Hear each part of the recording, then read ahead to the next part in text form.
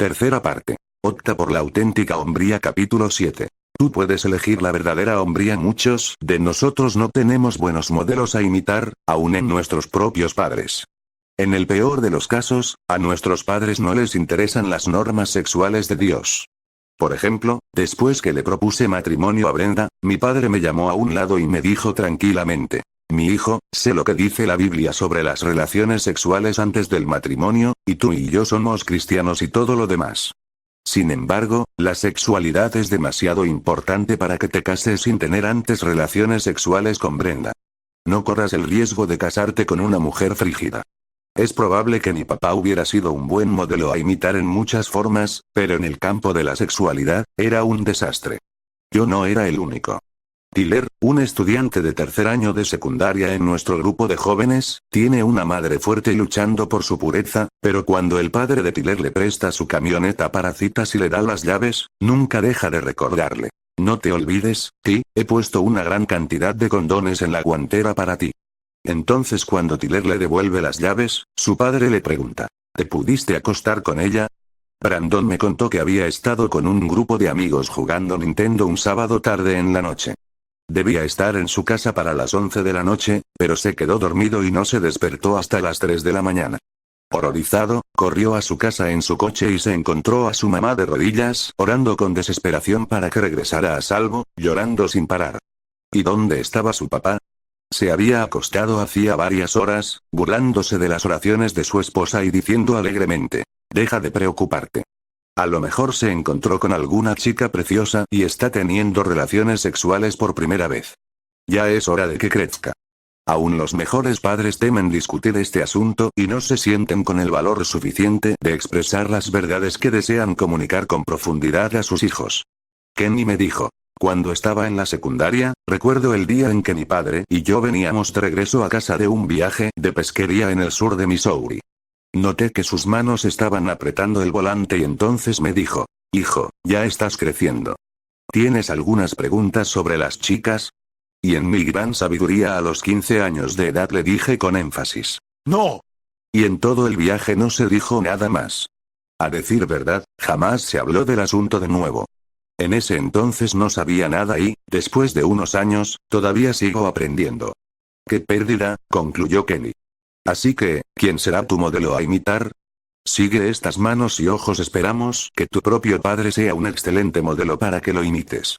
Si eso no es posible, o muy poco probable, la Biblia nos da modelos a imitar que pueden ocupar el papel de tu padre si es necesario.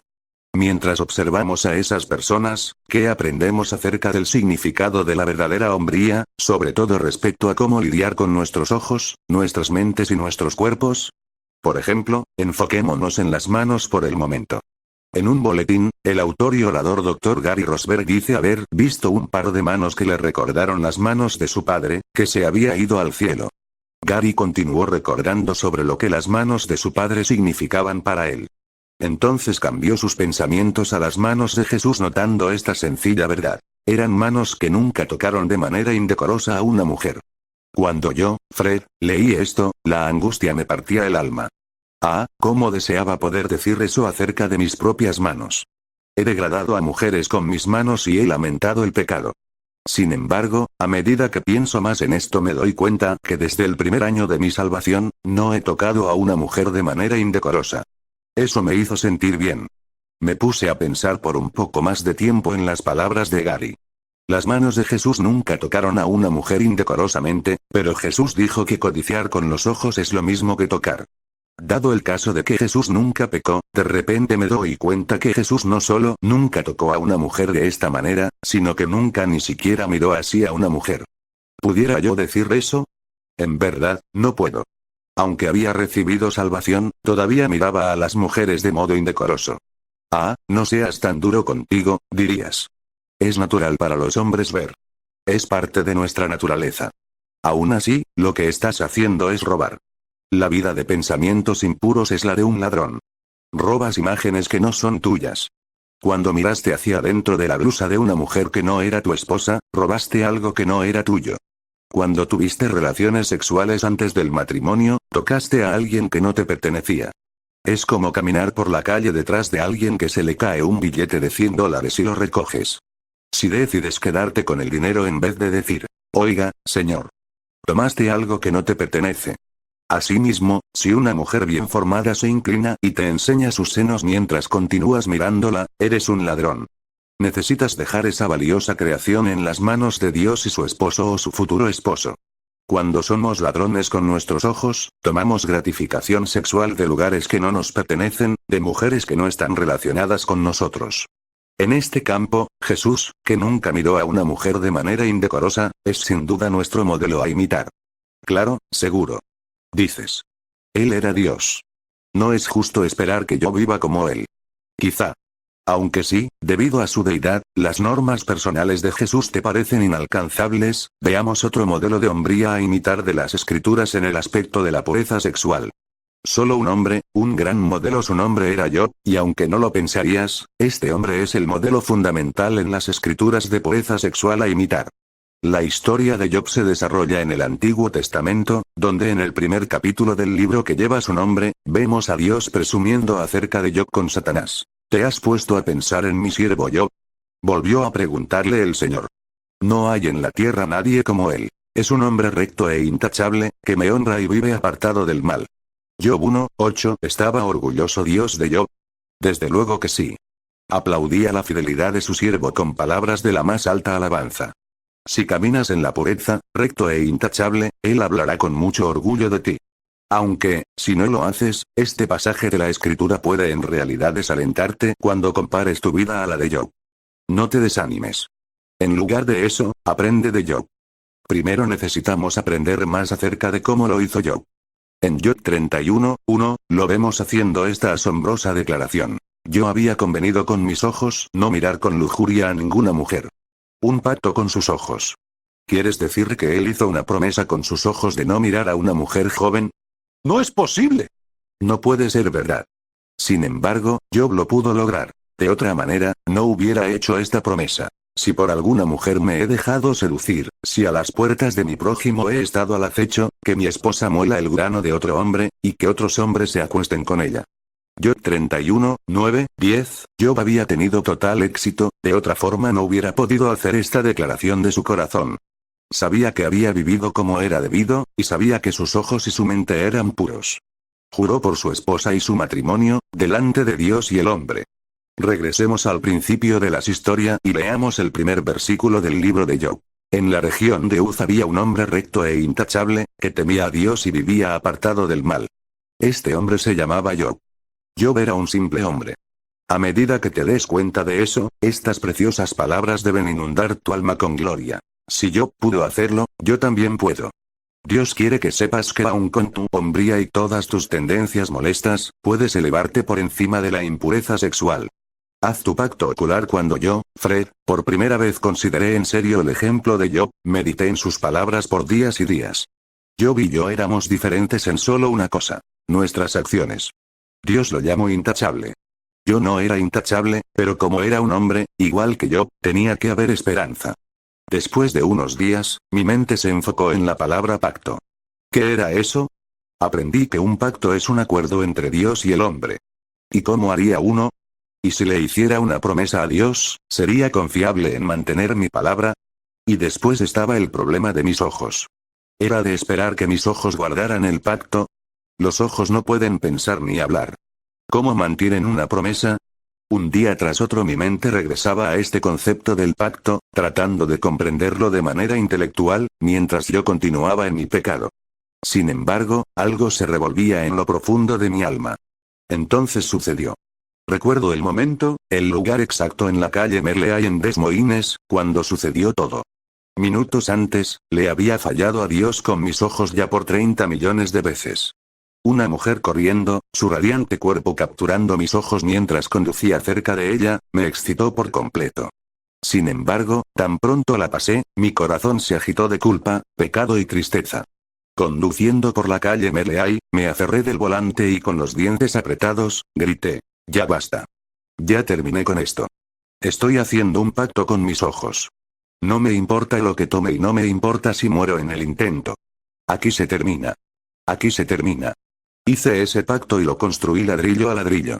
Más adelante Steve y yo te enseñaremos el anteproyecto para construir ese muro de ladrillos, pero por ahora, estudia mi progreso. Tomé una decisión clara. Decidí hacer un cambio de una vez por todas.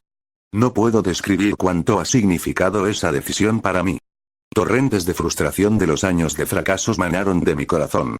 Ya no quería más de eso. En ese entonces no estaba del todo convencido que podía confiar en mí mismo, pero al fin me había comprometido para la batalla. Después de hacer un pacto con Dios respecto a mis ojos, todas mis facultades mentales y espirituales se enfocaron en un solo blanco: mi impureza. No sigas a este afeminado. Es probable que estés pensando: ¿quién en sus cabales haría un pacto con sus ojos como este? Parece una locura. Quizá te parezca extraño lo que hice en la calle Meleay. Aunque recuerda que a menudo los actos de obediencia parecen extraños e incluso ilógicos. Para ayudarte a comprender mi postura, veamos en la Biblia la historia de un hombre que no lo comprendía. Su nombre era Sedequías, el mayor afeminado en la Biblia. Gobernaba como rey en Jerusalén cuando los babilonios amenazaron con capturar y destruir la ciudad y acabar con la nación de Judá. La falta de hombría de Sedequías salió a la superficie en los acontecimientos que se describen en Jeremías 38. Como profeta de Dios, Jeremías sabía cuál sería el resultado de la invasión babilónica, y él se lo informó al decirle: así dice el Señor, el que se quede en esta ciudad morirá de hambre, por la espada, o por la peste. Pero el que se pase a los babilonios vivirá. Se entregará como botín de guerra, pero salvará su vida. Así dice el Señor, esta ciudad caerá en poder del ejército del rey de Babilonia, y será capturada. Jeremías 38, 2, 3. Cuando Sedequías escuchó esto, permitió que sus oficiales echaran a Jeremías en una cisterna profunda para callarlo. Más tarde ordenó a sus siervos que sacaran al profeta, pero todavía mantuvo a Jeremías bajo arresto. Entonces un día, estando Jerusalén sitiada, el rey llamó a Jeremías a una reunión secreta. El profeta le dijo al rey lo que debía hacer. Así dice el Señor Todopoderoso, el Dios de Israel. Si su majestad se rinde ante los jefes del rey de Babilonia, salvará su vida, y esta ciudad no será incendiada. Su majestad y su familia vivirán.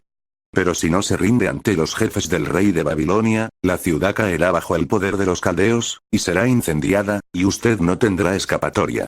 Jeremías 38, 17, 18. Rendirse. Dios, a través de Jeremías, le estaba pidiendo al rey que hiciera algo muy difícil, algo que no tenía sentido. ¿Quién en sus cabales dejaría la fortaleza para rendirse al enemigo? Parecía una locura. Sin embargo, la palabra de Dios era clara: la ciudad caería sin importar si ellos se quedaban o se iban. Sedequías expresó este temor, pero Jeremías permaneció firme, diciendo: obedezca su majestad la voz del Señor que yo le estoy comunicando y no caerá en manos de los babilonios. Así le irá bien a usted, y salvará su vida. Jeremías 38, 20. Aún así, Sedequías, indeciso y temeroso, falló en obedecer. Hacer lo debido era demasiado ilógico, demasiado costoso. Los resultados para él, para su familia y para su nación fueron trágicos. ¿El hombre de los hombres o el hombre de Dios? Cuando vamos al grano, la definición de Dios de la verdadera hombría es directa y sencilla: escuchar su voz y seguirla. No es alguien decidiendo que o lo hago a mi manera o no lo hago, o haré lo que yo quiera cuando yo quiera. ¿Has conocido alguna vez a un hombre que su barba sea tan densa que utilice 2 cuchillas para afeitarse en la mañana, una para cada lado de su cara? A media tarde, su sombra de las 4 de la tarde es tan notable que tiene que afeitarse de nuevo. 4 cuchillas en un día. Para aquellos de nosotros que somos hombres suaves, vemos asombrados a este hombre rudo. Sin embargo, a Dios no le importa eso. Cuando Dios mira a su alrededor, no busca lo que todo el mundo llama un hombre de hombres. Busca un hombre de Dios. Su definición de un hombre, alguien que escucha su palabra y actúa de acuerdo a ella, es difícil, pero al menos está clara. Mientras tanto, los resultados de fracasar en ser un hombre de acuerdo con la definición de Dios pueden tener un final trágico. La realidad es, como Gálatas 6, 7, 8 nos dice, que de Dios nadie se burla. Tú cosechas lo que sembraste, tanto lo bueno como lo malo. Para estos momentos, debes entender la orden de Dios, de que debes eliminar de tu vida todo indicio de inmoralidad sexual. Si lo haces, como Job lo hizo a través del pacto con sus ojos, eres un hombre de Dios. Si no eliminas todo indicio, vas camino a los problemas. Con toda seguridad. Casi al principio del libro de Jeremías, leemos estas palabras desesperadas que declaró el profeta al pueblo. ¿Hasta cuándo seguirás en tu impureza? 13:27. Esa es la pregunta para ti también. ¿Hasta cuándo optarás por ser sexualmente impuro? ¿Cuánto tiempo continuarás cerrándoles las puertas a la nueva vida en ti? Hemos visto lo que Dios espera a través de estos modelos a imitar. Hemos visto que se puede hacer. Jesús y yo eran hombres auténticos, y ellos no mezclaron normas aun cuando sus vidas estaban en peligro.